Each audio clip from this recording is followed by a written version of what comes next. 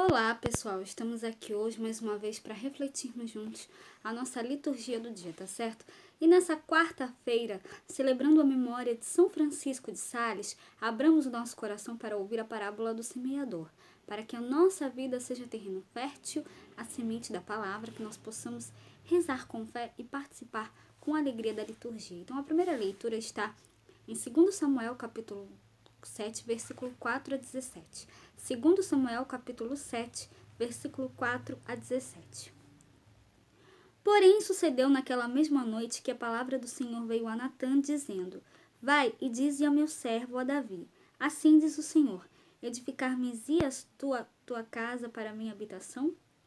Porque em casa nenhuma habitei desde o dia em que fiz subir os filhos de Israel do Egito até o dia de hoje, mas andei em tenda e em tabernáculo.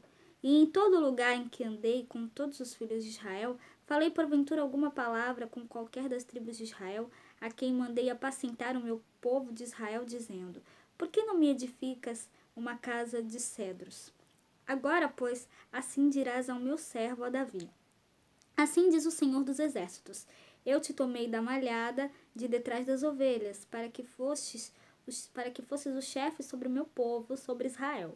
E fui contigo por onde quer que foste, e destruí a teus inimigos diante de ti, e fiz para ti um grande nome, como o nome dos grandes que há na terra. E preparei lugar para o meu povo, para Israel, e o plantarei, para que habite no seu lugar, e não mais seja movido, e nunca mais os filhos da perversidade o aflijam como dantes. E desde o dia em que mandei que houvesse juízo sobre o meu povo Israel, a ti, porém, te dei descanso de todos os teus inimigos.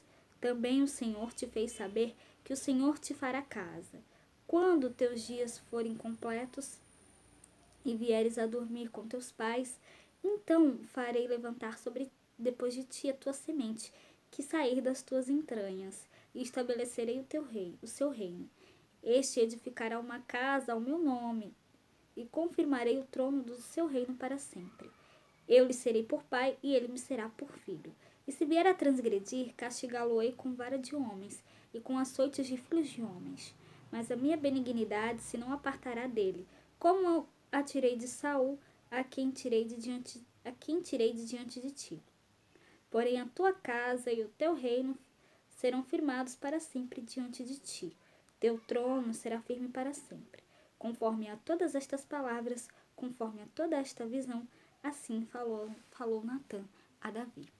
Então a primeira leitura fala para a gente, sobre Davi, edificar um templo ao Senhor. E aqui, a palavra, do Senhor foi dirigida a Natã.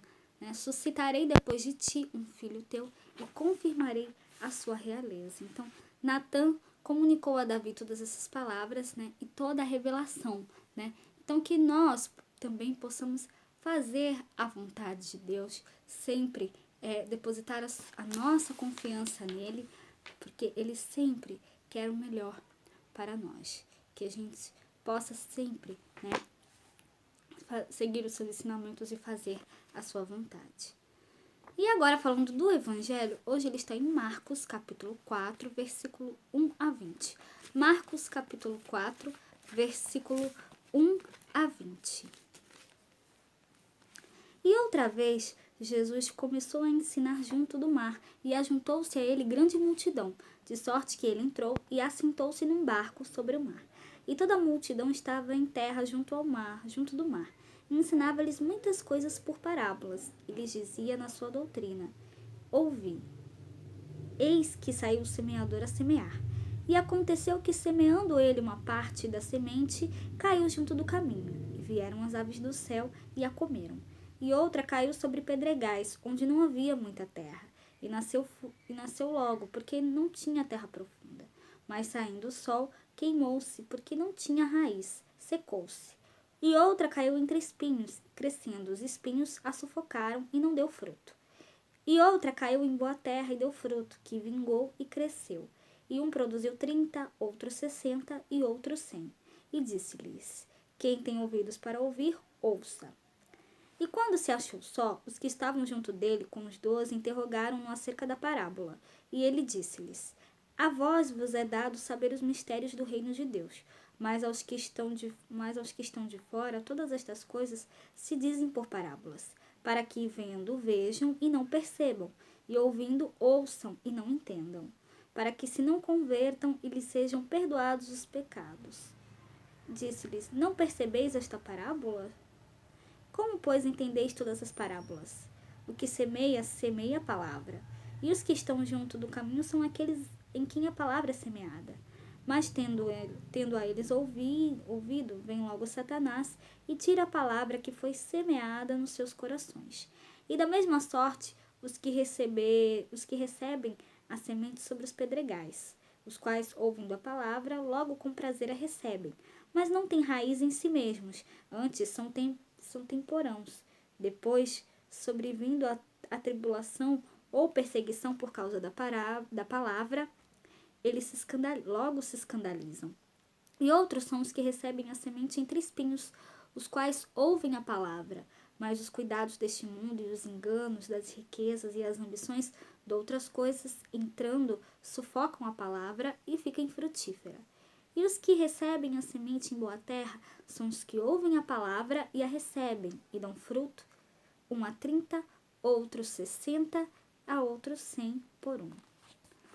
Então, sentado numa barca, Jesus ensinava a multidão.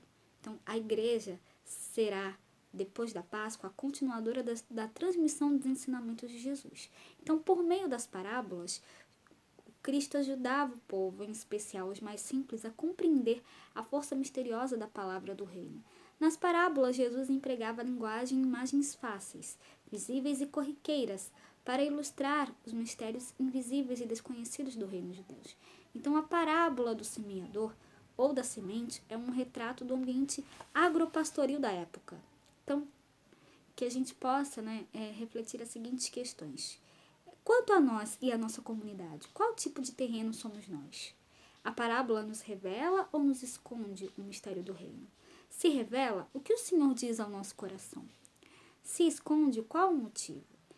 Entendemos que, se reunidos em comunidade, a palavra de Deus pode nos revelar mais intensamente os mistérios do reino? Então, que nós possamos refletir essas questões, tá certo? E refletir as leituras, a liturgia de hoje, tá certo? Então, era isso que eu tinha para falar para vocês hoje. Muito obrigada a todos por curtirem, por comentarem. Aqueles que só assistem mesmo também agradeço. Espero que vocês tenham gostado dessa reflexão de hoje. Espero encontrá-los todos aqui amanhã, quinta-feira, se Deus quiser, para continuarmos refletindo cada vez mais as leituras da Sagrada Escritura. Então, muito obrigada a todos e até a próxima, se Deus quiser.